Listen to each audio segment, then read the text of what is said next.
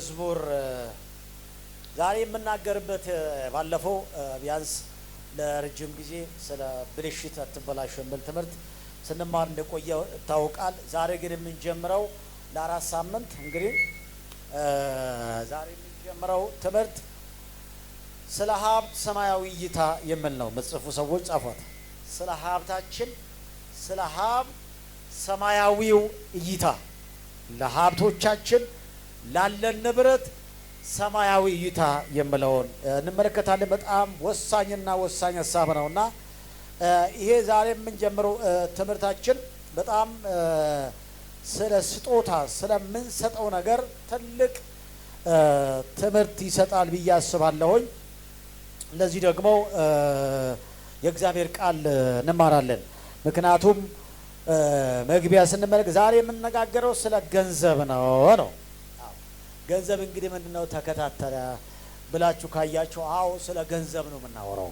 አዎ ስለ ገንዘብ ነው። ስለ እናንተ ገንዘብ ሳይሆን ስለ እግዚአብሔር ገንዘብ ነው የምናወራው። አዎ ስለ እግዚአብሔር ገንዘብ ስለምናወራ ስጋት አይግባችሁ። አሜን ነው። ጎን ያለው ሰው ስለ አንተ ገንዘብ ሳይሆን ስለ እግዚአብሔር ገንዘብ ነው የምናወራው።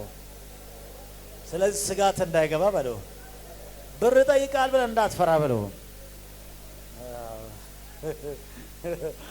አዎ ስለዚህ ስለ ገንዘብ ስናነሳ ሰው ቀጥታ ዛሬ ምን አይነት ቀን ነው መጣው? ዛሬ እንደው ትንቢት የለም ትምህርት ነው። አዎ ትንቢት አለ ትምህርትም አለ።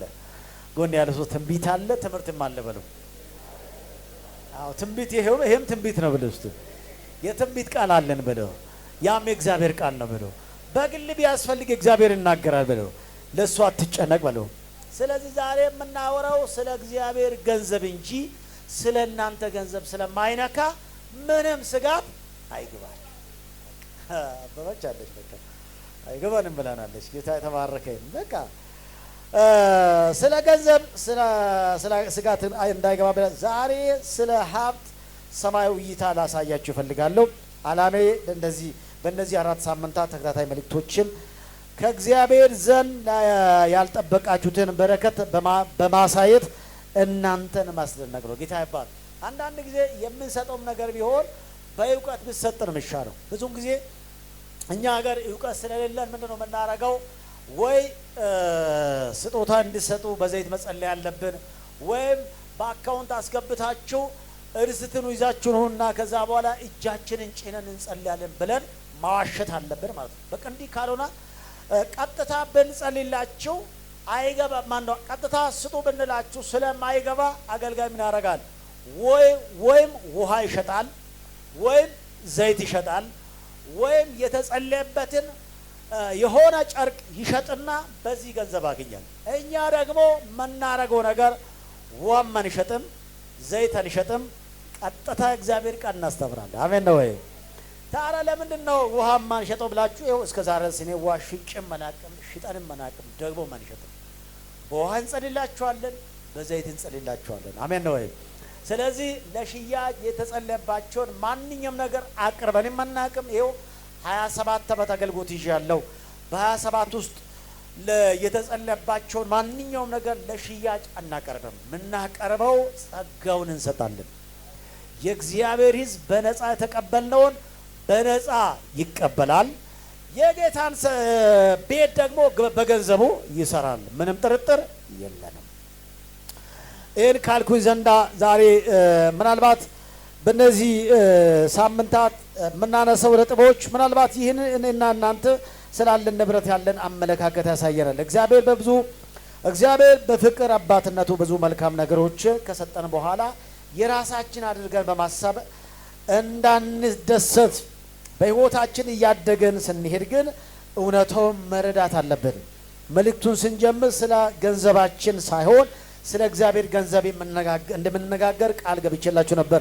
እንዲሁም ስለ እግዚአብሔር ገንዘብ ብቻ እንነጋገራለን ብያችኋለሁ። አሁንም ማንኛውም የራሳችን የምንለው ነገር እንደሌለን እንድትረዱ ይመስለኛል። መጽሐፍ ቅዱስ ስለ ገንዘብ ወይም ስለ ሀብት የምናገረውን እንመልከት። መዝሙር 24ን አውጡላችሁ። መዝሙረ ዳዊት ወይም መዝሙር 24ን ሁሉ ሰው ያውጣና እናንብቦ፣ አብረን እናንብቦ። መዝሙር 24 ከአንድ ጀምሮ ያለውን ቃል እናንብበው። እንደዚህ ይላል። ገለጥ አረጋችሁ ያወጣችሁ? እሺ አብረን እናንብበው። በስልኮቻችሁ የምታነቡ ሰዎች ከኔ ጋር አጭር ነገር ነው የሚያሳያችሁ። ከዛ በኋላ እጸልላችኋለሁ። እንደዚህ ይላል። ምድርና ሞላዋ ለእግዚአብሔር ናት፣ ዓለምን በእርሷ የሚኖር ሁሉ። እርሱ በባህሮች መስርቷታልና ፈሳሾችም አጽንቷታልና። ወደ እግዚአብሔር ተራራ ማን ይወጣል? ከላይ ያለውን ብቻ አንድና ሁለት ካነበበን በቂ ነው። ምድርና ሞላዋ ለእግዚአብሔር ናት። ስቀጥል ዓለምና በውስጧ የሚኖር ሁሉ የማን ነው? እስቲ የእግዚአብሔር ነው በልባክ። አዎ ጮክ ብላችሁ እንድታወሩ ፈለግ። የማን ነው?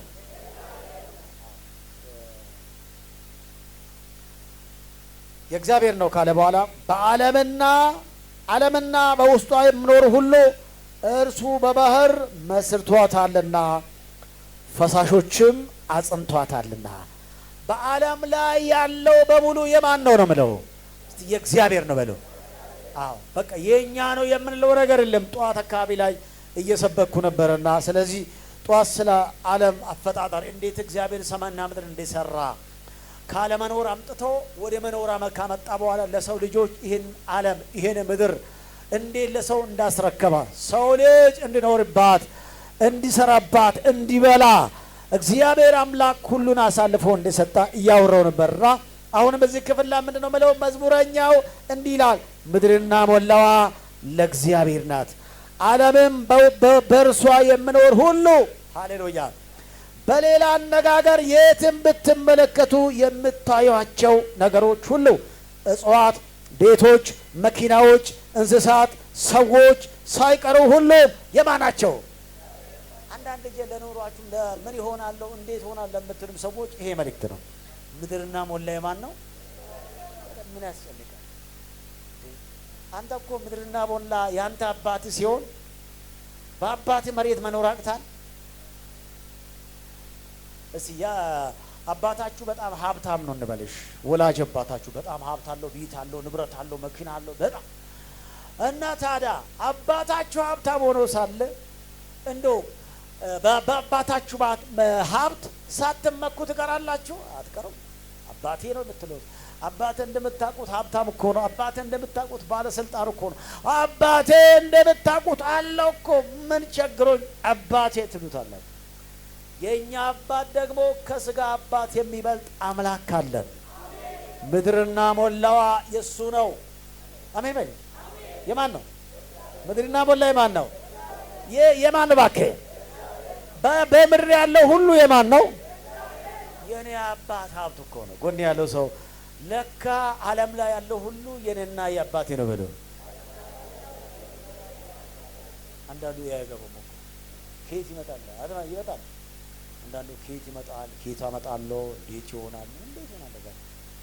እግዚአብሔርን በየት ትመጣለህ? እንዴት ትመጣለህ አይባልም።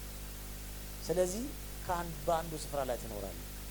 ለምሳሌ ከዚህ ሀገር ወደ አሜሪካ ሀገር ሲሄዱ እንመለከታለን የኢትዮጵያ ሕዝብ። ታዲያ አሜሪካ ሀገር ላይ የሚያኖረው የኢትዮጵያ ሀብት ነው እንዴ? ምድሩ የማን ነው? ለዛ ነው ሰው አረብ ሀገር የሚኖሩ ሰዎች አሉ። አፍሪካ ሌላ አፍሪካ ሀገር ከኛ አፍሪካ ውጪ የሚኖሩ ህዝብ አለ። ያ ህዝብ ሁሉ የሚኖረው የት ነው? እግዚአብሔር በፈጠረው መሬት። ሃሌሉያ። ስለዚህ የት እኖራለሁ ምን ይሆናለሁ አትበል። ምድርና ሞላዋ የኔ አባት ሀብት ነው። ወፎችም ከዚህ ይመገባለሁ፣ እንቁራሪት ከዚህ ይመገባል፣ ዓለም ሁሉ ከዚህ ይመገባል፣ አንተም ትመገባለህ። ለዚህ ነው ጌታችን እኮ ስለ ደቀ መዛሙርቱን ከምድራዊ ሀብት ነፃ ሊያረጋቸው እንደውም እናንተ ትበልጣላችሁ የሚለውን ትምህርት ሊያሳያቸው ማቴዎስ ወንጌል ምዕራፍ 6:25 ላይ እንዲህ አላችሁ፣ እናንተስ አላቸው እንደው ለምትበሉት ለምትጠጡት ነገር ለምን ትጨነቃላችሁ አላቸውና ወፍን አመጣላቸው። ወፍ ይኸው አላቸው። ምናልባት ክፍሉ አይናገርም እንጂ እንደውም እንዳለ ወፎቹን ፊታቸው እንደዚህ ደርድረው አምጥቶ ሊሆን ይችላል። አያችሁ እነዚህ ወፎቹ እኮ የኔ ናቸው እኮ። ስለዚህ አባታችሁ እኮ እነሱን ይመግባቸዋል አላቸው። አሜን በል እንጂ የኔ አባት ወፍንም ይመግበዋል። አንተንማ እንዴት! ሃሌሉያ! አባት አለ በል እስቲ። ጩና አባት አለ በል እንጂ አባት አለን። እስቲ አባት አለ በሉ። እስቲ አባት ያለ በሉ።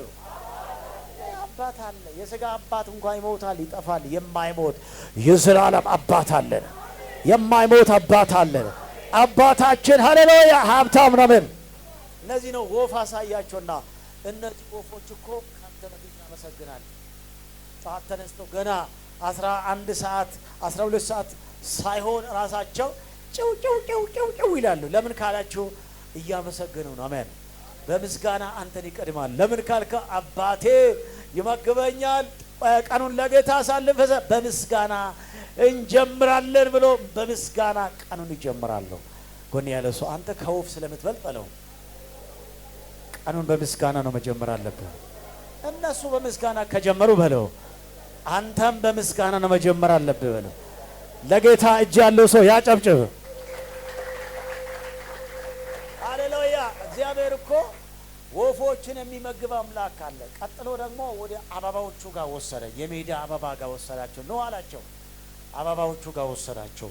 ይኸው አላቸው፣ ይኸው አላችሁ። እነዚህ አበባዎች እኮ አላቸው እንዴ ማን ነው እንደዚህ የሚያፈቃቸው አለ። ይኸው ውበት የትኛው ይበልጣል? አዎ ይሄ ጽጌረዳ ነው አሉት። እና ይሄኛው እኮ በጣም ያምራል። በቃ እንደዚህ አያችሁ አይደለ? የሜዳ አበባ እንደዚህ የሚፈካ ከሆነ እንደዚህ የሚያምር ከሆነ ቀጥሎ ደግሞ ሰለሞን ጋር ወሰዳቸውና ሰለሞን እሱ እኮ በክብሩ ሳለ እንደነሱ እንኳን አልለበሰም አለና ስለ አለባበስም ማሳያቸው፣ ስለ ምግብም ማሳያቸው፣ ሁሉን ቁልጭ አድርጎ ካሳያቸው በኋላ እጅግ አትበልጡ ምን ያላችሁ ጥያቄ እስቲ ይበልጣለሁ። እናንተ እኮ ትበልጣላችሁ አላችሁ። ስለዚህ የኔ አባት ወፎቹን ተመልከት ካለ በኋላ የሰማይ አባታችሁ ነው ብለው እስቲ አባታቸው አይልም አባታችሁ ምን ያደርጋቸዋል? እስቲ ይመግባቸዋል በሏቸው። ግን ያሰው ገፋ አድርግና አባት ወፍንም እየመገበ አይደል በለው። ታዲያ በአባት ምን ይጎለዋል በለው። ሁሉ በእጁ ነው በለው። እስቲ ምድርና ሞላው የእሱ ነው በለው። የትም ጋር ያለው ሀብት እግዚአብሔር ነው በለው። ምን ያስጨንቃል በለው። ስለዚህ ሀብት ነው የምናወራው ዛሬ። እምነት ካልጎደለ በስተቀር እንዴት እኖራለህ አትበል። ዛሬዬ ነው። እስቲ ውጭ የሚኖር ሰው አለ እዚህ መሀል? ቤት ያላደረሰው ውጭ የሚኖር ሰው አለ? እንደ ቅምቲ ቤት የሌለ ሰው አለ? የጦጣ ቤት የምታክል እንኳ ቢሆንም ቤት አለ የሌለ ሰው አለ? እስካሁን ውጭ የሚያድር አለ ከእናንተ? እንደው የ5 ቤት የሚሆን የ5 ቤት በእርግጥ ቀርቷል። የ3000 ቤት የሚሆን የ1000 ቤት ከ1000 ቤት ጀምሮ ያው ወደዚህ አካባቢ ስንመጣ ከ1000 ጀምሮ ምን አለ ቤት አለ አይደል? ወደ ከተማ ስትል ደግሞ ከ10000 ጀምሮ ነው። 10000 ቢሆንም ተነዋል። አንድ ነገር አሰብኩኝና ላጤ ሆኜ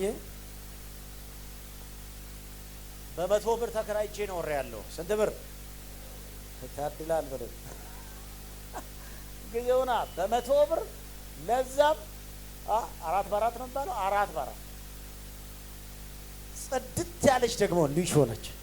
ኮርኒስ አለ፣ ግቡም ያምር፣ ውሃ አለበት እና በ100 ብር ጌታ ይባረክ። እስቲ ጌታ ይባረክ። እና ጊዜው እንግዲህ በዛው አልቀጠለምና ትንሽ ሄድ ስል 300 ብር ገባው። ስንት መቶ? 300 ሲገባ ትንሽ ለማግባትም ዳደ እያሉ ስለነበር ትንሽ እንዴ አልኩኝ። አንድ ነገር አሰብ 300 የሚከፍልና 1000 የሚከፍል እግዚአብሔር ነው ብዬ አሰብኩኝና ቆይ እጃቼ 300 ያው መነሻ አረኩኝ። አንዳንድ እቃዎችን እዛ ጋር ስላስቀመጥኩባትም እዛ ከዛ ደግሞ 2 ክላስ ቤት 800 ገባው። ስንት መቶ? ምን አሰብኩ? 800 የገባበት ቤት ጽድት ያለች ነች። አሁንም ውሃ አለ፣ ተሟላ ነገር አለበት። ግቢ አንድና ግቢ ገባና አሁን ምን አሰብኩኝ? ለካ የኔ አባስ 100ንም ከፍሎልኛል፣ 300ንም ከፍሎልኛል፣ 800ንም ይከፍልልኛል ብዬ ነው ገባ። አራሜን በል እንጂ 100 ጊዜ ኖሬ ያለ አልኖርኩም።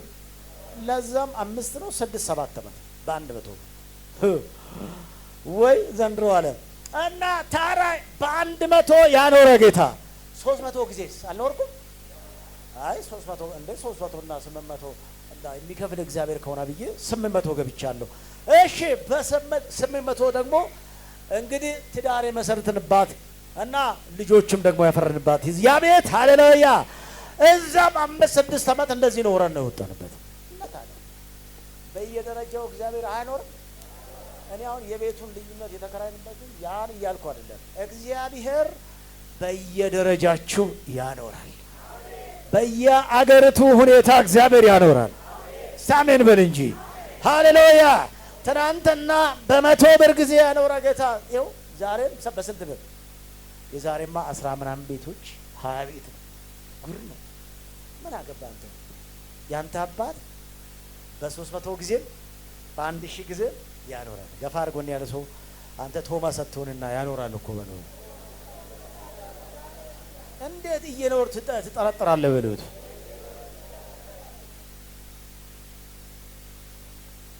ተከራይተም ኖርክ ቤትም ሰርተህ ወጣ ብቻ እግዚአብሔር ያኖራል። ጌታ ያኖረኛል። አዎ ያኖራል ጌታ ያኖረኛል። አዎ አሁን እንደዚህ እያላችሁን መዘመር አለበት። ጨምሬብሃለሁ ብልም አዎ እኔም ጨምሬ እኖራለሁ ማለት አለበት። አመነተረ ጨምሬ ነው የምኖረው። ሲጨምሩባችሁ ኑሯችሁም ይጨምራል። እንደውም ሲጨምሩባችሁ ኑሮ እንዲህ የጦፋ ሲሄድ ወደ ራሳችሁ ቤት ትገባላችሁ። ግባ በኢየሱስ ስም አሜን። እንደዚህ ነው እኛ የምናምነው አምላካችን ነፋስ ሳይነፍስ ደመና ሳይኖር ሳይታይ የሚያመጣ ጌታ። ገባሽ? ግባ። ካልገባሽ ቆይቶም ቢሆን ይገባል። እግዚአብሔር ይባረክ። ስለዚህ በሌላ አነጋገር የትም የምታዩቸው ነገሮች ሁሉ እጽዋት የማን ነው? ቤቶች የማን ናቸው? መኪናዎች የማን ናቸው? እንስሳት የማን ናቸው? ሰዎች የማን ናቸው? ሁሉ ነገር የማን ነው? ሁሉም የእግዚአብሔር። ታዲያ የእግዚአብሔር ሰው ሆነ በእግዚአብሔር ቤት ውስጥ እንዴት ነው? በእግዚአብሔር ነገር ውስጥ በእግዚአብሔር ሀብት እንዴት መኖር አቅታ? ቶማስ መንፈስ ተመታ። ይህን ካልኩኝ በኋላ ስለ ሀብት ያለን አስተሳሰባችን የበሰለ እንዲሆን መገንዘብ ያለብንን ዛሬ 3 ነገር ብቻ ተናግሬ ጨርሰዋለሁ። የመጀመሪያው ያላችሁ ገንዘብ ሁሉ ባለቤት እግዚአብሔር ነው። አሜን። ትንሽም ነው ትልቅ ያለ ሀብት ባለቤት ማን ነው? እግዚአብሔር ነው በል እንጂ። ያላችሁ ገንዘብ ባለቤት እግዚአብሔር እንጂ እናንተ አይደላችሁም። ቅድም መግቢያ ላይ እንዳልኳችሁ ያላችሁ ገንዘብ እግዚአብሔር ነው። አሁንም የማወራው የእግዚአብሔርን ገንዘብ ነው።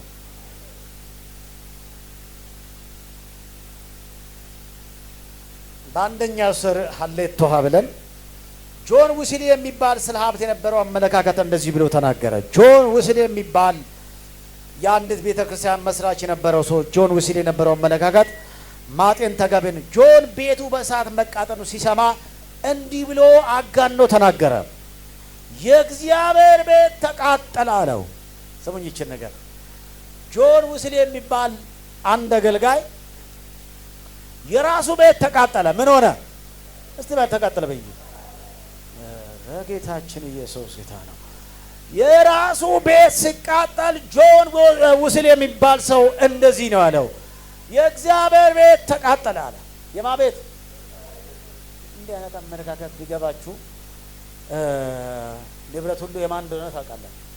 የማን ቤት አለ? እንደውም ይሄን ካለ በኋላ እንደዚህ ነው ያለው፣ ከማን ነው? ከኃላፊነቶቼ መካከል አንዱ ተቀነሰ አለ። ከምን? የእግዚአብሔር ቤት። ያንተ ነገር አለ ታዲያ ውስጥ። አንዳንዱ እኮ የኔ ቤት ነው እኔ ነኝ። አንዳንድ ባልና ሚስት አካባቢ ላይ እንሰማው አንዳንድ ነገር አለ። አንዳንድ ሚስቶች ናቸውና ባሏ አለ እኮ ከሷ ጋር ግን እንዲህ አርጌ ሰርቼ ሽጬ እንዲህ ገዝቼ እንዲህ አርጌ ትላለች። ባሏ ሴት አለ እሷ ነው የምታወራው እኮ እንዲህ አለ። ጎን ያለ ሰው አንተ ቤት እንዲህ ነው በለው።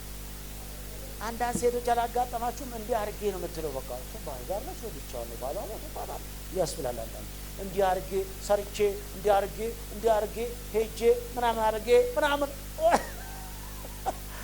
ለምንድን ነው እንደዚህ ምሉት ካላችሁ እንደ ባሏስ የለም እዚህ ባላ አርገ ነው ብነዋል የሚባለው። እንዲህ ሰተን እንዲህ አርገ ነው እንደዚህ አርገን ነው መጣነው እንዴ አርጌ ስትል ይሄን ለምን እንዳነሳውላችሁ ታውቃላችሁ? አንዳንድ ጊዜ እግዚአብሔር የሰጠንን ነገር እኔ ሰርቼ ለፍቼ እንላለን። ያለን ሀብት ሁሉ የእግዚአብሔር ነው። ባይኖራችሁም የእግዚአብሔር ነው፣ ቢኖራችሁም የእግዚአብሔር ነው። ትንሹ ነገር እንኳን ቢኖር እግዚአብሔር ነው። የለበስካ ጨርቁ እንኳን የእግዚአብሔር እንጂ ያንተ አይደለም። አሜን በል ጆን። እኔ አይደለም እናንተ እኮ እናንተም የእግዚአብሔር ናችሁ፣ ንብረታችሁም የእግዚአብሔር ነው። አንተ ማን ነው? ከራስ ያመጣ ነገር አለ? ስትወለድ እንዴ ነው ራቁትን አልመጣም? ለብሰ ነው መጣው። እንደዚህ ከሰማይ ዱብ ነው አልከው። ልክ እንደ መልአክ እንደ ከሰማይ ለብሳ እና ከላይ እንደ ልክ አንድ ቺኳን ለመውሰድ እንዳለው አይነት ሰው ማለት ነው። ሄልቤላ አየው ልክ እንደ መልአክ ቬሎ ለብሰሽ ከሰማይ ስትመጪ እኔ ደግሞ ከስርሽ ደግሞ ምን ሆኜ እንደው ተኝቼ ተቀበልኩሽ እንዳለው አይነት እንዲህ ነው የመጣችሁ አይደላችሁ? ራቁታችሁ እንደመጣችሁ ጎን ያሉት ገፋ አርጋና እንዲህ በለው። ራቁትን እኮ ነው መጣው። ትናንትና ምን ነበር በለው ውስጥ ታራ የዚህ ሀብ ባለቤቱ ማን ነው በለው። ያንተም ሰውነት ባለቤቱ ማን ነው በለው። አረ ባለቤት ሳይኖር ነው እንደ ሰው ሲጠራ ስጋውን ትቶ የሚሄደው። ባለቤት የለው። ባለቤት ሳይኖር ነው ታዲያ ሰው ሲጠራ የሚሄደው። በፖሊስ ከታጀበበት እንኳን ጠቅላይ ሚኒስትሮች ሲሞቱ እንዴት ነው? ሃይላንድ ሰው ነው። አንተ እንኳን ምንም የሚጠብቅ የሌለበት ነገር ግን በፖሊስ ከታጀበትም እኮ ባለቤት ጽራ ቦዲውን ይልቀው ምን አድርጎ ጆሪየው መሬት ላይ አፈር ነህና ወደ አፈር ትመለሳለህ ያለው ቃል አፈር ላይ ጥሎ ነፍሱን ወደዛ ሄዳ ማለት ነው። ሁላችንም ባለቤት አለ። ያለን ሀብት የሱ ነው። እስቲ እግዚአብሔር ነው በለው። ምናልባት አንዳንድ ለሀሳቦቻችሁ እግዚአብሔር ምላሽ እንድትሉ ይሆናል። አንዳንድ እንደዚህ ትሉ ይሆናል። ሁሉ ጊዜ ወደ ስራ የሚሄደው እግዚአብሔር አይደለም። ሁሉ ጊዜ ላብን ጠብ አድርጎ የሚሰራው እግዚአብሔር አይደለም። በየቀኑ ደክሞት ከስራ ወደ ቤት የሚገባው እግዚአብሔር አይደለም። ቀጣሪ ደሞዜን ሲከፍል የሚያስቀምጠው እኮ በእግዚአብሔር እጅ አይደለም ልትሉ ይሆናል። እግዚአብሔር በየጧቱ ነው ሰኞ እጅ ወደ ቤት ሲመለስ እግዚአብሔር አይደለም የሚሄደው ልትሉ ይሆናል አይደል? ሐሳባችሁ እንደዛ ነው አይደል? አዎ እግዚአብሔር እኮ ነው አንዱ ትሉ ይሆናል። ቀጣሪ ደሞዜን ሲከፍል የሚያስቀምጠው በእግዚአብሔር እጅ አይደለም። አያችሁ፣ እግዚአብሔር ሐሳቦቻችሁን ማንበብ ብቻ ሳይሆን ከሐሳባችሁ በፊት ማረም ይችልበታል። ከመወለዳችሁ ከብዙ ጊዜ በፊት በአንድ ሰው ተጽፎ ምናልባት ለብዙ ዓመታት መቆየት ይችላልና እኔ እንዲህ ምላሹን አነብላችኋለሁ። ዘዳግም ምዕራፍ 8 ላይ ቁጥር 17 እንደዚህ ላንብብላችሁ። አምላክን እግዚአብሔር እንዳትረሳ በልብም ጉልበቴ የእጄ ብርታት ይህን ሀብት አመጣልኝ እንዳትል ይላል። እቺን ቃል እናንተ ዘዳግም ሁሉም ሰው ያንብብ። ዘዳግም ምዕራፍ 8 ዘዳግም ሁሉም ሰው ያውጣና ዘዳግም ምዕራፍ ይሄ በጣም ለሁሉም ሰው የሚጠቅም ቃል ነው። በጣም ወሳኝና ወሳኝ ቃል እንዳትረሳ ብሎ ነው የሚጀምረው።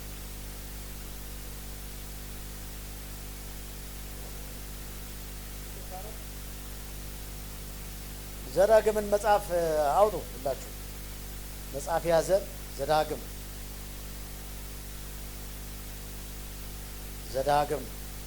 ከኢያሱ በፊት ምዕራፍ 8ን እንድታነቡ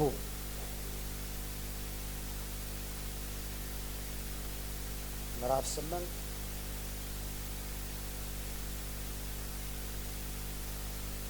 ቁጥር 17 18 አካባቢ 17ን ጀመር።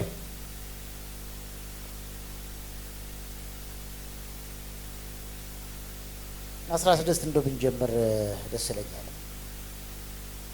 መልካም ያደረገልህ ዘንድ ሊፈትንህ ሊያዋርድህም አባቶች ያላወቁትን መና በምድረ በዳ ያበላህን አምላክን እግዚአብሔርን እንዳትረሳ። ምን እንዳታረገው? በልበል ምን እንዳታረገው? አምላክን እግዚአብሔርን እንዳትረሳ ይላል። አንዳንድ ጊዜ አምላካችን ይሰራልናል፣ ያከብረናል፣ ይጎበኘናል፣ ቤት ይሰጠናል፣ ኑሮዎችን ይቀይራል፣ መኪና ይሰጣል፣ ባለሀብት ያደርጋል። ግን አምላክን እግዚአብሔር ምን እንዳታረገው? አድማሱ ምን እንዳታረገው? እንዳትረሳ። ጎን ያለ ሰው ገፋ አድርግና እንዳትረሳ በለ። እንዳትረሳ በለ።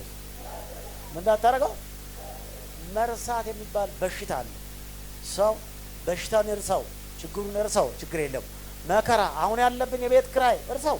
ግን አምላክን እግዚአብሔር ምን እንዳታረገው? እንዳትረሳ በለ። ገፋ አድርግ። ወንድ ገፋ አድርጋ ምንድነው የምታየው? እንዳትረሳ በለ። ድካም ስላየውባችሁ ነው።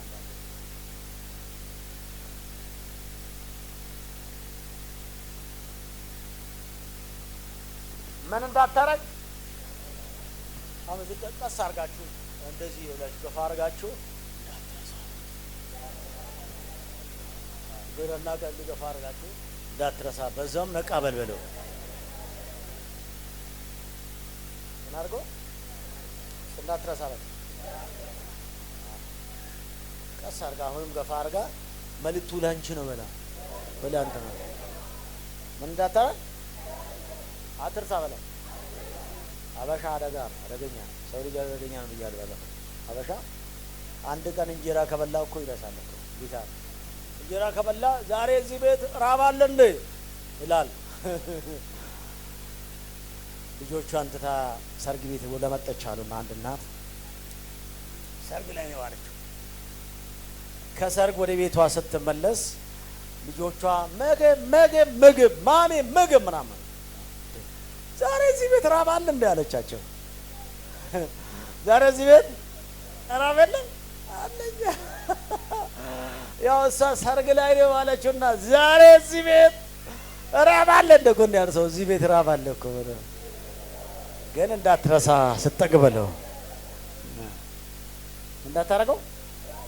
ጥጋብ ይመጣል፣ አደገኛ ነው። እንዴት ጥጋብ ሊመጣ ስል በረከት ሊመጣ ስላታቆም ከማታቆም እንደር ይመጣልና ግን ምን እንዳታረገው? ፕሊስ እንዳትረሳ። እግዚአብሔር እንድትረሳ ይፈልጋል። ብትረሳ አምላክን አትርሳ። ጉንዳን ሰው ብትረሳ በለ። አምላክን አትረሳ። ያከበረን አትረሳ። የረዳህን አትረሳ። ከትቢያ ላይ ያነሰን አትረሳ። አዎ ለዚህ ሊገርም ነው። እንዳትረሳ በልብም ይላል ጉልበቴ የእጄ ብርታት ይህን ሀብት አመጣልኝ እንዳትለው። በጉልበቴ እንዳልኳቸው ሰርቼ ለፍቼ መርካቶ እጄ እንትን ገብቼ ቅመማ አምጥቼ ጉልት ተራ ቁጭ ብዬ እንትና ጋር ሄጄ ምናምን እንዳትረሳ። አባቴ ባረከኝ። አሜን። አባቴ ባረከኝ። አባቴ ሰጠኝ። አባቴ ጎበኘኝ። አባቴ ታሪኬን ቀየረው። እግዚአብሔር ታሪካችሁን ይቀይራል። በዚህ ግረ መንገድ እግዚአብሔር ታሪክን ይቀይራል። አሁን ያስቸገረ የቡትቶ ችግርም ትረሳዋለህ። አሁን ይኸውላችሁ ያለብን ማንኛውም ኮተት እኮ ትረሳዋለህ። አሁን ላንተ ብርቅ የሆነብህ እኮ ይኸውልህ እንዶ አማርጠህ ትገዛለህ፣ አማርጠህ ትበላለህ። ጎን ያለ ሰው ዛሬ ያስቸገረ እኮ መርጠህ ነው የምትበለው። የፈለገ ድሃ ቢሆን ሰርግ ቤት አድርገው ነው የሚበለው። መርጠህ ነው የሚበለው። ውሰድ ነው የሚባለው። ሰርግ ላይ ሄደው የማያውቁ እንደዚያ ቢፌ ላይ ተሰልፈው የማያውቁ ሰዎች ምን ያደርጉታል? ዶሮም አለ ክትፎም አለ ማንሳት ያቅታቸዋል። ይፈሩታል ምናምን ነው ብለው ከዛ የሆነች ነገር ይዞ ነው የምነሳው። እግዚአብሔር እኮ እንዲህ አይነት ዘመን ያመጣል። ግን እግዚአብሔርን እንዳትረሳ ፕሊስ። ገፋ አድርጋ አንተ እኮ አደገኛ ነህ። አንተ እኮ እንዳትረሳ በለው። አደገኛ ነሽ እኮ አንቺ እንዳትረሽ በለው። ያንቺንም ከባድ ነው እንዳትረሳ በለው። እኔ ነኝ የተናገርኩት ሲል በለዋቸው ጎን ይላለሁ። እኔ ነኝ አልኩት። መልእክተኛ ነኝ እኔ። መልእክት ነው ያው ሰላም ናችሁ አይደለ? አጨብጭቡ ካላችሁ እስቲ በእጃችሁ። ሃሌሉያ አለኛ። ልባችን አደገኛ ነው። አንድ ቀን ከጠገባ ከባድ መጽሐፍ ቅዱስ አደገኛ ነገሮችን የምናገረው ነገር አለና ምድር ሊሸከመው ስለማይችሉ ነገሮች ይናገራል። ባሪያ በነገሰ ጊዜ ይላል አንድ። ሁለተኛ ሰነፍ እንጀራ በጠገበ ጊዜ የሚል ቃል አለ። ሰነፍ ምን በጠገበ ጊዜ እንጀራ። ዛሬ ባሪያ የለም። ጌታ ይባላል። በክርስቶስ ሁሉ ነፃ ወጥቷል። ግን መጽሐፉ ያስቀመጠው ባሪያ በነገሰ ጊዜ የተጣለ ሰው የሆነ ንግስና ሲያገኝ ምድር ሊሸከመው አይችልም። ወይም አንዳንድ ጊዜ ደግሞ ኢትዮጵያችን ስልጣን ሲይዙ በእርግጥ አሁን እየሰለጠኑ ስለመጡ ያው ድሮ ያው በወንዶች ተጨቁኖ የነበረው ቀንበር ተሰብሮላቸው ዛሬ ስልጣናቸውን በአግባቡ አገር መምራት ችለዋል። ግን አንዳንድ ጊዜ ስልጣናቸውን ሲይዝ አንዳንድ በቃ የሆነ የሚያስቡ ምንድን ነው ታውቃላችሁ? ትናንትና በወንዶች የተጨቆኑበትን ዘመን ስለሚያስቡ አንዳንድ ወንዶችን ልክ እናስገባለን ነው ይሉታል። ጌታ የተባረከ። ለምን ያ የጭቆና ዘመን ስለሚያስቡ ነው። ይሄ ግን አይሰራም፣ አመራር ላይ አይሰራም። ጌታ ይባረክ። ምድር ሊሸከመው የማይችላቸው ነገሮች ሲናገር ነው። ሰነፍ እንጀራ ከጠገባ አደጋ አለ።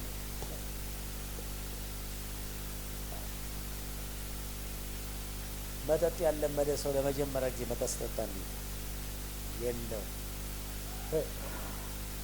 ልክ እንደዛ ነው ሆነ አላችሁልኝ።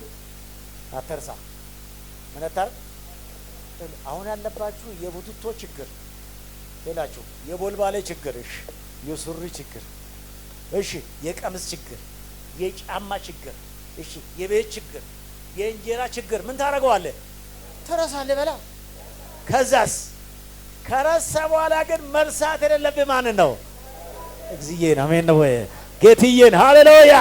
ከትቢያ ያነሳውን ጌታ አትርሳ ይላል። ጎን ያለ ሰው አትርሳውንም በለው። የሆነ ከፊት ክብር አለ፣ አትርሳ በለው። ክብሩ አይታ ጌታ እንዳትረሳ በለው። ኢየሱስ ያድናል።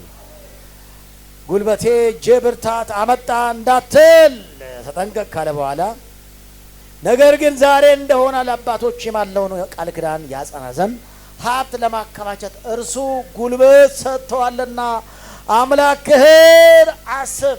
ሀብት እንድታከማች ምን ሰጥተዋልና? ጉልበት ሰጥተዋል። ተራሩጣ 24 ሰዓት እንኳን እንድትሰራ እግዚአብሔር ምን ሰጥተዋል? እስቲ ጉልበት ሰጥቶኛል በል። ወዳጆቼ አንድ መርሳት የሌለባችሁ ነገር ሀብት እንድታከማችሁ ጉልበት ሰጣችሁ ጌታ። ለምሳሌ የጉልበት ስራ የሚሰሩ ሰዎች እጃችሁ ቢያዝ እግራችሁ ቢያዝ ይሰራል?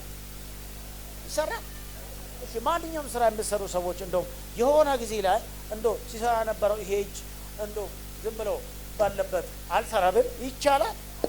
እንደውም ይሄ እየተንቀሳቀሰ ያለው እግር አልሄድ ብል ስራ ጋር ይኬዳል? ተራርጦ መስራት ይቻላል? አሁን ጉልበት ሰጥቷል። ሀብት እንድታገኝ አቅም እንድታገኝ ጉልበት እንድታገኝ ትልቅም ትንሽም ሰርታ ጌታ ይባረክ እግዚአብሔር ሰጠኝ 1000 ብር አገኘው 100 ብር አገኘው 500 ብር አገኘው ብለህ እንድታገኝ እግዚአብሔር ጉልበት ከሰጣ ያን ጌታ እምነት ታርገው። እቺ አትርሳ በለው። እሺ አረሰን በል ደግሞ። አዎ ይሄን ካልኩኝ በኋላ አንድ ነገር ብቻ ጨምሬ ልጨርስ።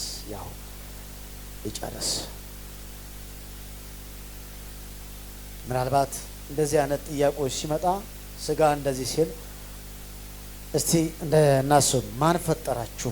አእምሮ፣ ሰውነት፣ ችሎታችሁን የሰጣችሁ ማን ነው?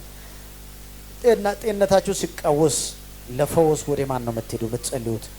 የምድር ህይወታችሁ ሲጠናቀቅስ ወደ ማን ነው የምንሄደው? ወዳት ነው የምንሄደው እኮ አንዳንድ የምንረሳው ማን ነው የምንረሳው? ወዴት ነው የምንሄደው? እሱ አስቡበት። ይህን ካልኩኝ በኋላ ሌላኛው ነጥብ ጋር ልሂድና ዳዊት እንደዚህ ይላል። በዕብሮ ውስጥ እንዲህ ዲዛን አንድ ሰው የሚያምር ልብስ እንዲሰራ እግዚአብሔር እንደፈጠረኝ የሚገልጸውን አነብላችኋለሁ። ዳዊት እንደዚህ ይላል። አቤቱ አንተ ኩላልትን ፈጥረሃልና በእናትህ ሆድ ውስጥ ሰውረኸኛልና ግሩምና ድንቅ ሆኜ ተፈጥሬያለሁ፣ አመሰግናለሁ። እስቲ አመሰግናለሁ በሉ። አንተ እኮ ኩላሊትህና ልብህን ትመረምራለህ። በእናትህ በሆድ ውስጥ እኮ ሰውረኸኛል እኮ እዛ ቆይተህ ነው የመጣው። ታዲያ አድምዬ ኢየሱስ ክርስቶስ ያድናል እና አቤቱ ኩላሊትህን ፈጥረሃል፣ በእናትህ ሆድ ውስጥ ሰውረኸኛል፣ ግሩምና ድንቅ ሆኜ ተፈጥሬያለሁ። እስቲ ቀኝ እጃችሁ ከፍ አድርጉና ግሩምና ድንቅ ሆኜ ተፈጥሬያለሁ በሉ። እኔ እኮ ግሩም ሰው ነኝ በሉ፣ ድንቅ ሰው ነኝ በሉ፣ ውብ ነኝ በሉ። እስቲ በዚህ እጃችሁ ለጌታ ጋር እስቲ ራሳችሁ ዞር ብላችሁ ራሳችሁ ነው የሚያይ ሰው አለ ወይ? መስታወት ላምጣላችሁ። ዞር ብላችሁ እስቲ ቆንጆ ነኝ በሉ። እስቲ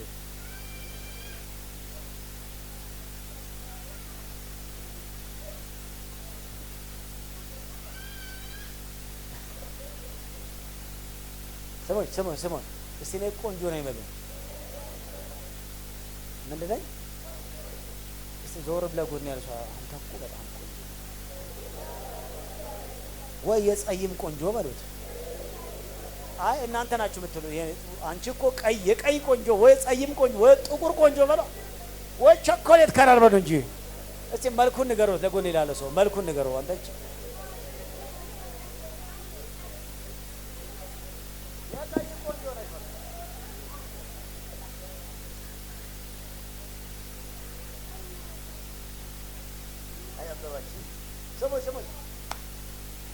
ስምኝማ የምን ቆንጆ ነሽ ነገራችሁ። መልኮ የራሱን መልክ ዞር ብሎ ስለማይ እስቲ መልኩ ንገር። አሁንም አንተ እኮ እንዲህ ነው ቆንጆ ኤልያስን ተነግሮት ነው ሰው አጣ እኮ ትሬዛ ምን ነው እዚህ ጋር አትጠጋጉም እንዴ? እዛ ጋር ነገር ተጋበ እንደ ምንድን ነች እሷ? ለካ መልኩንም አታውቁም ማለት ነው። የሰው መልክም አታውቁም። አንተ ምንድን ነህ? ጠይብ እሱስ ጠይብ ነው እንጂ ብላክ እሱ ጠይብ ነው እንዴ? ተቆራራራ። እሺ ስለዚህ አንተ እኮ ግሩምና ድንቅ ሰው ነው በለው። ራስሽን አትናቅ በለዋት። ራስን አትናቅ በለው። አንተ ግሩም ሰው በለው። በጣም ታምራለህ በለው። ደግሞ አይ ላቭ ዩ በለው። እስቲ አይ ላቭ ዩ ሶ ማች በለው። እስቲ እወድሃለሁ በለው። እስቲ በጣም ነው የሚወድ በለው። እንደዚህ አድርጉትና በለው። ኢየሱስ ያድናል በይ እንጂ አንዳንዱ እኮ ጅኒ ወገቡ ይወጋ ሳባችሁ እንደዚህ ነው የሚያበለው። እስቲ ኮራ በሉ። እስቲ ኮራ ዘና ብያ ዘለልሿ ኢየሱስ ያድናል። ምን እግዚአብሔር ግሩምና ድንቅ አድርጎ ፈጥሮናል። ጌታ ይባላል። ሃሌሉያ። ስለዚህ በምድር ታች በተሰራው ጊዜ አጥንቶች ካንተ አልተሰወሩም፣ ያልተሰራ አካላቱ አይኖች አዩኝ። የተፈጠሩ ቀኖች ሁሉ እንኳን አንድ ስንኳ ሳይኖር መጽሐፍ ውስጥ ተጽፏል። አሜን። እያንዳንዱ ነገራችን በመጽሐፍ ተጽፏል። ሁለተኛው ያላችሁ ገንዘብ በሙሉ እንድታገኙ ያስቻላችሁ እግዚአብሔር ነው። አሜን። እስቲ ገንዘብ የምታገኙ ሰዎች ከኔ ጋር ገንዘብ የምታገኙ ምንም ገንዘብ የምታገኙ ይብዛም ይነስም እንደው ገንዘብ የምታገኙ እጃችሁን አንሱ። እንደው ትንሽም ሆነ ትልቅ አንድ ብርም ሆነ ከአንድ ብር ጀምሮ የምታገኙ እስቲ እኔ አግኝቼ አላቅም መጥቶ ከሆነ እስቲ የምታገኘው ታዲያ እችን አንተ አታገኝም? እና እጅ ምን ሆኖ ነው ተቆርጦ ነው አሳጂ ታገኛለህ። ይሄን ብር ሊጠይቅ ነው ብለኸኝ ትጠይቃታለህ። በኋላ 10 ሺህ አዘጋጅ። ጌታ ይባረክ። እሺ አንሱ እንጂ እችን ትንሿን እንደሆነ እንድናገኝ ያስቻለን ማን ነው? የሚባርከንስ ማን ነው? የሚያበለን ማን ነው? የሚያኖረን ማን ነው? ታዲያ ይሄ አምላክ እንዴት ይደርሳል? አጨብጭብ በዚህ እንጂ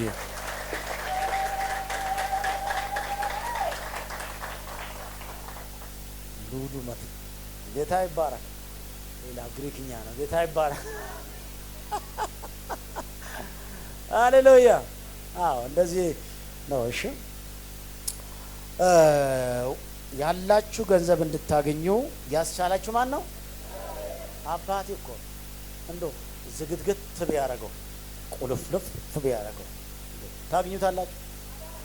ምንጩን ይባርክልሽ። አሜን አትልም? ሊባርክ አረ ምርቃት ነው። ምንጩ የተባረከ ይሁን። የምታገኝበት ምንጩ ይባረክ፣ ይስፈልህ፣ ይብዛልህ።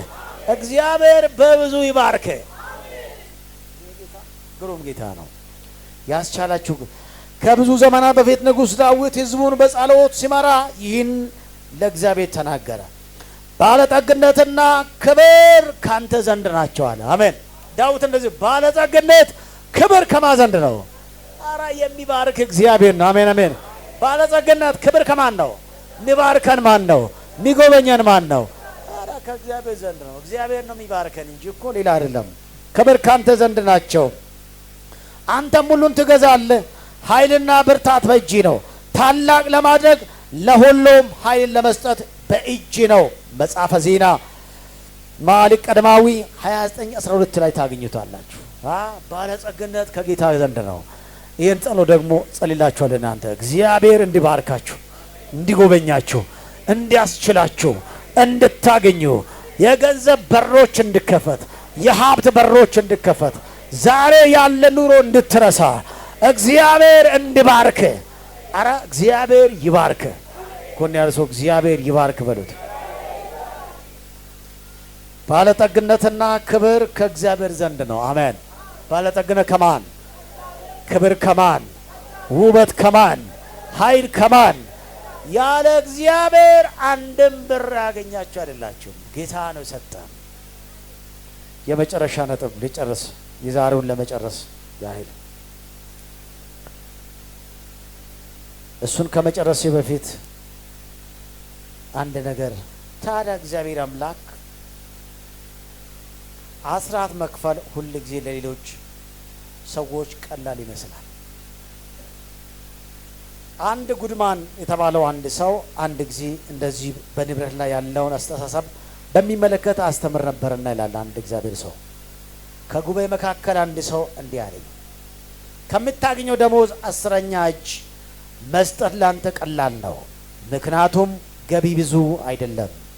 እኔ ግን ብዙ ገንዘብ ስላለኝ ከዚህ ውስጥ 10ሩን እጅ መስጠት በጣም ብዙ ማጣት ነው። እኔ መልሼ እንዲህ አልኩት ይላል አገልጋዩ፣ ኦ ያማ ያ ያህል ለእግዚአብሔር መስጠት በጣም ከባድ ነው። እንዲህ ብናረግስ አለው፣ ይህንን ደሞዝ በሙሉ ላንተ እሰጣለሁ፣ አንተ የምታገኘው በሙሉ ለኔ ትሰጠኛለህ ይላል። እንቀያየር።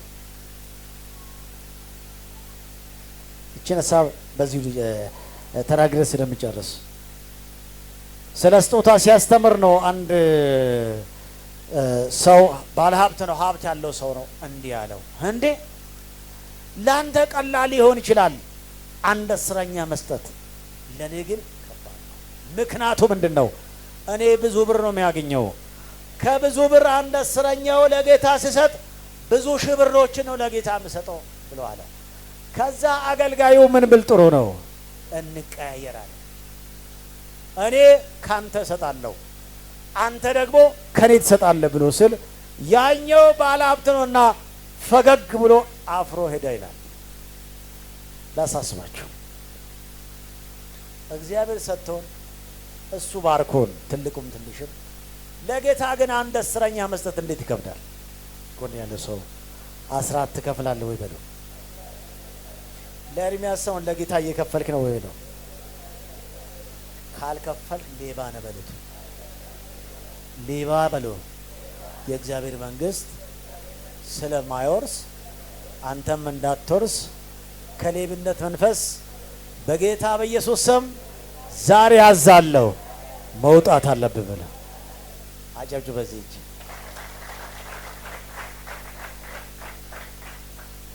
ብዙዎች እችን ስናገር ትንሽ ደንገጥ ያለ መስለኛል። አዎ ደንግጡ፣ ምክንያቱም ሌብነት መናገር ስላለበት። ጎን ያለ ሰው ሌባና ወይስ አይደለም ብለው ሌባ ስሙ የሚያስጠላው ኢየሱስ። አንድ እናት ወደ ጌታ ሄደዋልና እንዲህ ይሉን ነበር። ጌታ በገባበት ሁሉ ቸርች ነው መጡት። ቸርች መጡ። እኔ ማገለግልበት ቸርች መጡና ታምሜ እንዲጸልልኝ በሄድኩበት በአንዲት ነቢይ በኩል ሌባ ነሽ አለኝ አሉ። ከዛ ሆስፒታል ተኝቼ አገልግሎት ሊጸልሉኝ መጥተው ሌባ ነሽ አለኝ። ምንድነው ሌብነቴ ብዬ ሳሰላስለው አስራት ሌባ ነኝ። ስለዚህ እንዲህ አልኩኝ፣ ከዚህ በኋላ ከሌብነት መንፈስ ይወጣለሁ አለ። ከኔ ጋር ከሌብነት መንፈስ ይወጣለሁ ብለህ እስቲ ድምጻችሁ ቀነስ እስቲ ይወጣለሁ ብለህ እስቲ ከምን መንፈስ? ሀቅ ነው የሚያስተምረው። ኤርሚያስ ጋር ምንም ዝንፍ የለም፣ እውነቱን ነው የሚያስተምረው። የእግዚአብሔር ሀቅን እናስተምረው፣ እውነታውን ነው። ወተት ነጭ ነው፣ ወተቱን መቀየር አይቻልም። መኪያቶ ቢታረጉት ሊቀየር ይችላል፣ ወተትነቱ ግን አይለቀውም። ሌቦች እግዚአብሔር መንግስት አይወርሱ። ከሌብነት እንድትወጡ ታናሽ ወንድማችሁ በእግዚአብሔር ቃል እመክራችኋለሁ። ሌባ አይባረክም። እስቲ ሌባ አይባረክም። ምን ይባረካል? ሌባ ተባርኮ አይደል? የት ነው የሚባረከው ሌባ? በየቀኑ በየጧቱ እዚህ ጫካ ውስጥ ጠብቀው ሴቶችን የሚዘርፉ ልጆች አሉ። በየጊዜ ቡላ እንደሆኑ ነው የሚኖሩት። በቃ ጫማቸው እንኳን አይቀይሩም። በስሊፐር ነው የተጋደለ ልብስ ነው የሚለብሱት። ህይወታቸው ይገማል። እግዚአብሔር ከሌብነት ያወጣል። እናንተ ግን በሌላ ሌባ አይደላችሁም፣ በእግዚአብሔር ነገር ሁሉ አይደለም። ምናልባት በእንደዚህ የሚመለከታችሁ ሰዎች ካላችሁ አስራት ገንዘብ የእግዚአብሔር ገንዘብ ነው። አንድ ጊዜ አንድ ክርስቲያን አስራት ከፋይ ነው። በእርግጥ አንድ ቀን ግን የአስራቱ ብር ከፍ ያለ ነው። በእርግጥ የመንግስት ሰራተኛ ነውና አስራቱ ብር ከፍ ስላለ ሀብል ገዝቶ መጣ። አስራት ከፋይ በትክክል አስራት የምትከፍሉ ሰው 3 ሰው ብቻ ነው ያገኘሁት። 3 ሰው ብቻ ነው ከፋይ። እስቲ ከኔ ጋር አታረሱም እንዴ? እዚህ እንዳልጨው እንዴ? 1 2 3 4 5 አካባቢ ሰው ነው አለ። እሺ ተባረኩ። አውሩ እናንተ ማትከፍሉ የእውነት ማንም ምንም አያደርግም። ማትከፍሉ ሰዎች እስከኔ ጋር ጌታ ዘመንሽ ይባርክ። ይሄ መዳን ነው። እስቲ አስራት ማትከፍሉ በጣም ብዙ ሰዎች አሉ። እስቲ ማትከፍሉ አሁን ማሳይ አሳራ ከሁለቱም ሌላ ሰው አይኔ እያየ እኮ ነው። አይኔ ሁሉንም ከሁለቱ መውጣት አይቻልም። ወይ ወደዛ ወይ ወደዚህ ነው። እስቲ አንሺ ዘመናችሁ ይባረክ። በቃ እሺ አንሶ በጣም ብዙ ሰው ነው እያነሳለሁ። አንሶ አውርዱሽ። እግዚአብሔር ዘመናችን ይባርክ። አያችሁ ለካ ብዙ ሰው ይበዛል ማለት ነው። ማይከፍ ብዙ ሰው አለ። ለምን አትከፍሉ? እንድትመልሱልኝ አልፈልግም።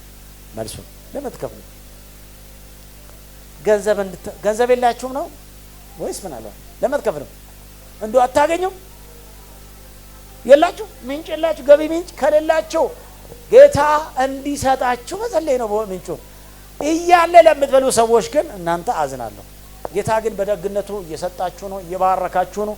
እንደናንተ ጠማማ ያልሆነም ጌታ እንደናንተ አይደለም። ግን ብዙ ልታገኙ የሚገባችሁ በረከት ግን አግኝታ እንደው በነገራችን ላይ ባለመክፈላችሁ የእናንተ ገንዘብ በብዙ ነገር ተበልቶ ሊሆን ይችላል። እኔ አላውቅም። በብዙ ይበላል። የእውነት ነው የምላችሁ። እግዚአብሔር ከዚህ ዛሬ እንዲያወጣችሁ እፈልጋለሁ። አንድ ጊዜ ጅማ ከተማ ላይ ጌታ መንፈስ እንዲተናገረኝና አስተማርኩኝ። ካስተማርኩኝ በኋላ ከቤተ ክርስቲያን መሪዎች ጀምረው አብዛኛው ሰው ይሄን ያህል ጉባኤ አይደለም፣ የአገር ህዝብ ነው። አንድ ቤተ ክርስቲያን ትልቅ ኮንፈረንስ ላይ ካለው ህዝብ 10% ብቻ ነው የሚከፍሉና አብዛኛው ህዝብ ንስሐ አስገባው። አንዳንዶች ይኸውላችሁ የገጠር አካባቢ ሰዎች ስለነበሩ እህላቸው አለ፣ ከእህላቸው አስራት አይከፍሉም። ከዛ የተነሳ በብዙ የተጎዱ ሰዎች እንደነበሩ፣ በኋላ ግን እግዚአብሔር አምላክ ነገራቸውን ቀየረ። አሜን አሜን። እናንተ የማትከፍሉ ሰዎች እጃችሁ ከፍ አድርጉ፣ ልጸልላችሁ። ጌታ በምህረቱ ወደ እናንተ እንዲመጣ። መቼም ገንዘብ አደገኛ ነገር ነው። እንዳካው እጃችሁ ከፍ አድርጉ፣ አይናችሁ ጨፍ። ሁሉም ሰው አይን ጨፍርና ለነሱ ጸልያለሁ። አንድ ደቂቃ። አቤቱ የተከበርክ አባታችን እግዚአብሔር ሆይ ዛሬ እንዳስተማርከን እንደ ትምህርት እንደ ቃል በኢየሱስ ስም ከሌብደት ይውጡ። አሜን። ሌሎቻችሁ የሚበለው በኢየሱስ ስም ይውጡ። አሁን መስጠት የሚችሉበትን ጌታ ሆይ ጸጋ አብዛላቸው። የትኛም ቦታ የትም ቸርች አባል ቢሆን ጌታ ሆይ በየትኛም ቦታ ላንተ ታማኝ የሆኑ ዘንድ በኢየሱስ ስም ልባቸው ይከፈት። ያደነደነው ይመታ። ገንዘብን እንዲበሉ ያረጋቸውን አውሬ መትቻለሁ። ስርቆት መትቻለሁ። የሌብነት መንፈስ መትቻለሁ። በነገር ሁሉ አብዝተህ ባርክ። አመሰግናለሁ። አጨብጭቡ። በዚህ ተባረኩ። ከዛሬ ጀምሮ በትክክል ባላችሁበት እዚህ ሆናችሁ እዚህ፣ ሌላ ጋር ሆናችሁ ሌላ ጋር በታማኝነት ለአምላካችሁና ለራሳችሁ ነው የምትከፍሉት። ከአገልጋይ ጋር እያያዝ፣ ከቅዱሳን ጋር እያያዝ፣ ከተቀየማችሁ ሰው ጋር እያያዝ፣ ከምንም ጋር ለጌታ ነው የምትሰጠው። በቤተ ክርስቲያን በኩል ነው የምትሰጠው፣ ለጌታ ነው የምትሰጠው። አለበለዛ ህይወታችሁ በጣም አስጊ ነው የሚሆነው ኖሮ። እግዚአብሔር አምላክ በነገር ሁሉ ይባርካችሁ። ሶስተኛ የመጨረሻ በሚንባ ደረጃ ተናግሬ ሊጸልላችሁ እንደዚህ ነው። ሶስተኛው እግዚአብሔር በንብረታችሁ ሁሉ ላይ ባለ አደራ አድርጎ ሾማችኋልና በታማኝነት እንድትጠብቁም ኃላፊነት ሰጥቷችኋል። እግዚአብሔር ባለ አደራ ነው እንጂ ባለቤት አይደለም። ለዚህ ነው ባለ አደራ ሆነ እንዴት የጌታነት ሰጠው? እስቲ ባለ አደራ ነኝ በሉት። አደራ ማለት አደራ የተቀበለው ሰው ባለቤት ነው እንዴ? አይደለም። ባለ አደራ ናችሁ። ለምሳሌ ዮሴፍ እናነሳዋለን። ዮሴፍ እናንሳ።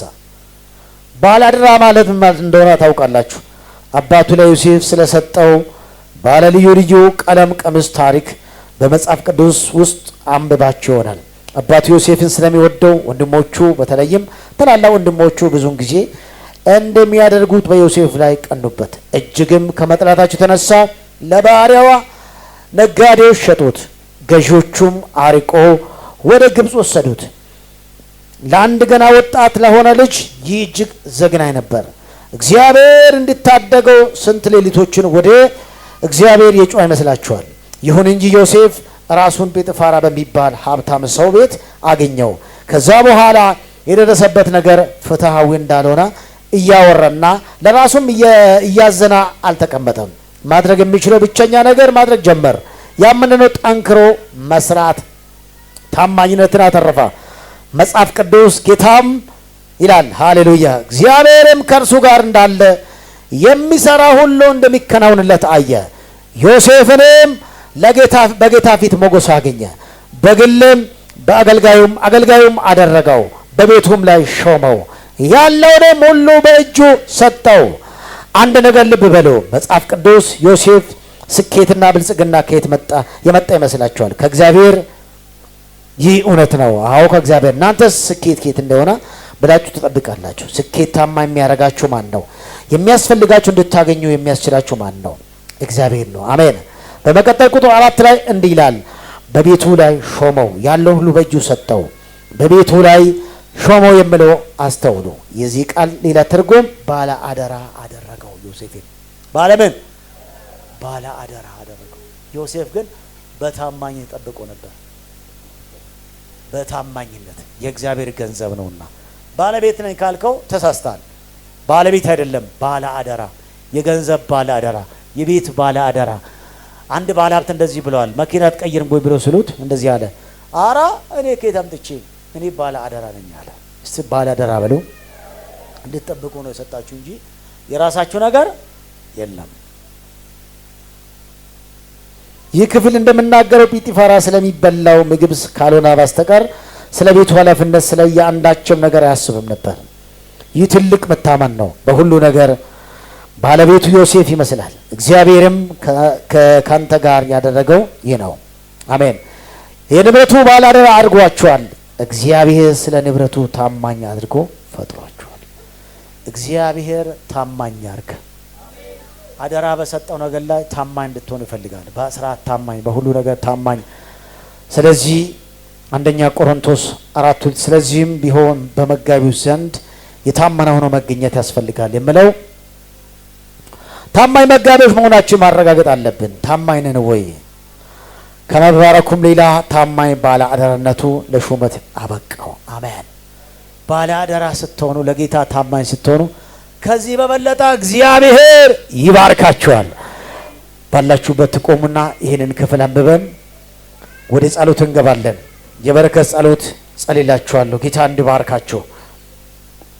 ዘፍጥረት 39 ላይ ያለውን ስለ ዮሴፍ አሁን አነበብኩ ቃል እግዚአብሔር አምላክ በዚህ ሁሉ እንዲባርካችሁ በረከቱ በእናንተ ላይ እንዲሆን ጌታ እግዚአብሔር በበረከቱ እናንተ እንዲባርካችሁ ዮሴፍን የባረከው ጌታ እንዳትወጡ። ይህን ሳልጨርስ አጭር ደቂቃ ይህን ካልኩኝ በኋላ ለእናንተ ጸልላችኋለሁ። ለበረከት ነው የምንጸልላችሁ። ዮሴፍ ግን ወደ ግብፅ ከወረደ በፈርዖን ጀንደራ የዘበኞች አለቃ የሚሆን ግብፅ ሰው ጲጥፋራ ወደ ግብፅ ካወረዱት ከእስማኤላውያን እጅ ገዛው ይላል። የሚገርመው ግን በዚህኛው ቁጥራት ዮሴፍም በጌታ ፊት ሞገስን አገኘ፣ እርሱም ያገለግለው ነበር፣ በቤትም ሾመው፣ ያለ ሁሉ በእጁ ሰጠው። እንዲህም ሆነ በቤቱ ባለ ሁሉ ላይ ከሾመ በኋላ እግዚአብሔር የግብፃዊውን ቤት ስለ ዮሴፍ ባረከው። አሜን በሉ። እግዚአብሔር ይባርክሽ። ስለ ዮሴፍ ምን አደረገው ይላል? ታማኝ ሰው ዛሬም ይባረካል። እግዚአብሔር በዚህ በረከት ይባርክሽ። ዮሴፍ ታማኝ ነበረና እግዚአብሔር ምን አደረገው ይላል? ባረከው። እስቲ ባረከው በሉ። እስቲ ባረከው በሉ። እግዚአብሔር ይባርክ ዛሬም። በቃ እንደው እግዚአብሔር ምን አደረገው ዮሴፍን? አንተን ዛሬ የምጸልይልህ ለበረከት ነው። በመስጠትም ትባረካለህ፣ በበረከት ትባረካለህ። ቁጥር 1 ላይ ለጌታ ትሰጠዋለህ። እግዚአብሔር ቤትን ይባርካል፣ ትዳርን ይባርካል፣ ኑሮን ይባርካል፣ የእጅ ስራን ይባርካል። በኢየሱስ ስም ትባረካለህ። እስቲ ባረካለህ በሉ። ዋው! የኔ አባት የበረከት አምላክ ነውና ባረከው። በውጭም በግብም ባለ ሁሉ ላይ ሆነ፣ ያለውም ሁሉ ለዮሴፍ አስረከበው ይላል። ሃሌሉያ! የእግዚአብሔር በረከት በውጭም እግዚአብሔርም ከዮሴፍ ጋር ነበር፣ ስራውም የተከናወነለት ሰው ሆነ። ሃሌሉያ! በግብፃውን ቤት ነበር። የግብፃውን ቤት እግዚአብሔር ስለ ዮሴፍ ባረከው። አንተ ለጌታ ከታዘዝክ እግዚአብሔር መስሪያ ቤትን ይባርካል፣ ገንዘብን ይባርካል፣ ትዳርን ይባርካል፣ ኑሮን ይባርካል። በመስጠትም ትባረካለህ፣ በመቀበልም ትባረካለህ። ሃሌሉያ! እስቲ እግዚአብሔር ሆይ በሉ እስቲ በበረከትህ ባርከኝ። በጎ ስጦታ ፍጹም በረከት ካንተ ነውና ከላይ ነውና ትባርከኝ ዘንድ እፈልጋለሁ በሉስ። ሃሌሉያ! በጸሎት መንፈስ ሆኖ ቁምና ሁሉም ሰው ሃሌሉያ! ጅኒ፣ ክፉ፣ አመጽ፣ ዲያብሎስ ስራቸው ይፈርሳል። የእግዚአብሔር ሕዝብ በረከቱ ወደ አንተ ይመጣል።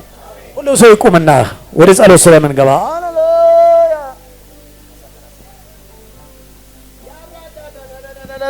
እግዚአብሔር ይባርካል።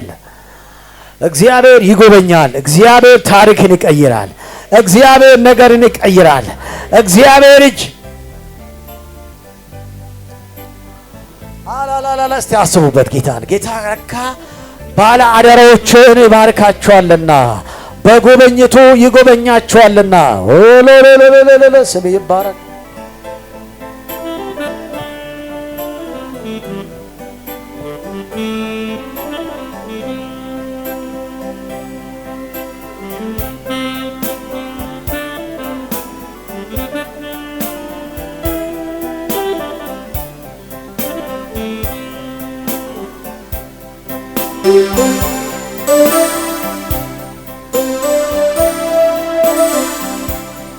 Oh hallelujah, hallelujah.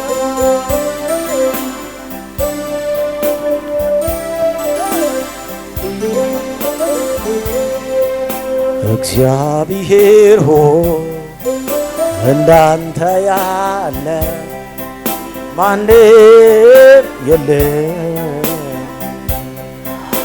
እግዚአብሔር ሆይ እንዳንተ ያለ ማንም የለም። አንተ ታላቅ፣ አንተ ታላቅ በስም ስልጣን ታላቅ ነው። አንተ ታላቅ ነህ። የስም ስልጣን ታላቅ እግዚአብሔር ታላቅ ነው። አንተ የስም ስልጣን ታላቅ ነው። አንተ ታላቅ ነህ። አንተ ታላቅ ነህ። የስም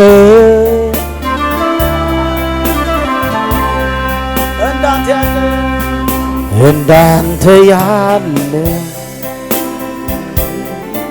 የለም። እንዳንተ ያለ አንድ የለም። አንተ ታላቅ አንተ የስም ስልጣን ታላቅ ነው። አንተ የስም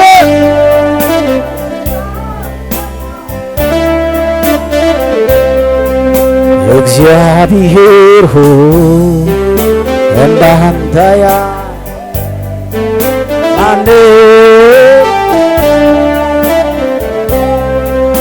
እግዚአብሔር የጸላችሁ ማን አንተ ታላቅ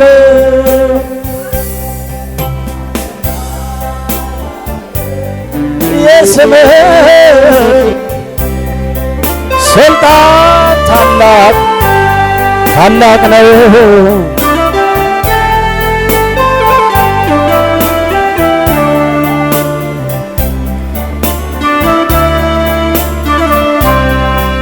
ብቻህን አይደለም አብ ከኔ ጋር ነው። ብቻህን አይደለም አብ ከኔ ጋር ነው። ብቻህን አይደለም አብ ከኔ ጋር ነው። አይደለም አብ ከኔ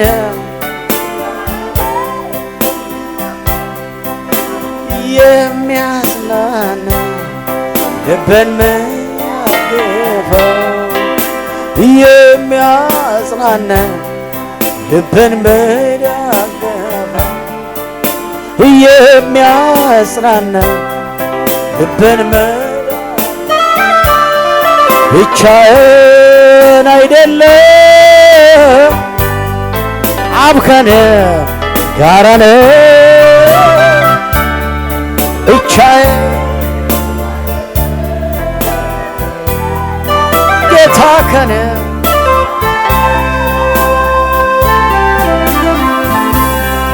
ብቻህን አይደለም አብ ከኔ ጋር ነው። ብቻዬን አይደለም ጌታ ከኔ ጋር ነው። የሰው አብሮነት የሰው አጀታ ድንገት ያቆመ ስመጣ ማታ ሁሉም ሲገባ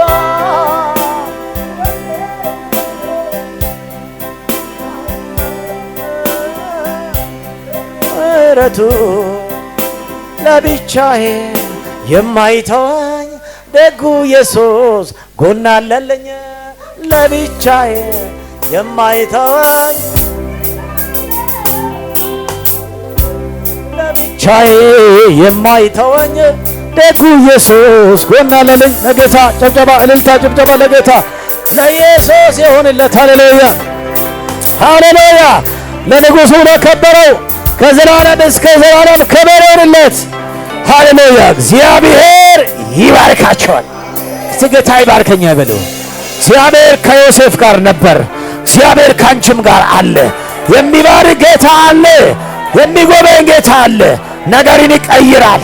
ታሪክን ይቀይራል። ታምራት ያደርጋል። አውሬን ይመታል። አመፃን ይመታል። ዱካክን ይመታል። ድንዛዝን ይመታል።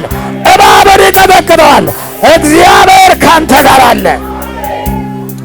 ቁምና ከኔ ጋር እንጸልይ። ራዳዳዳጋ ሳፖራሳ ሁላችሁ በልሳኖቻችሁ ጌታ ይባርከኛ በሉ። አሁን ያለው ነገር ይረሳል። ቁምና ጸልይ። ልጅ ካዞች ሃሌሉያ ታዳካዘ ወጣት ቁምና ጸልይ።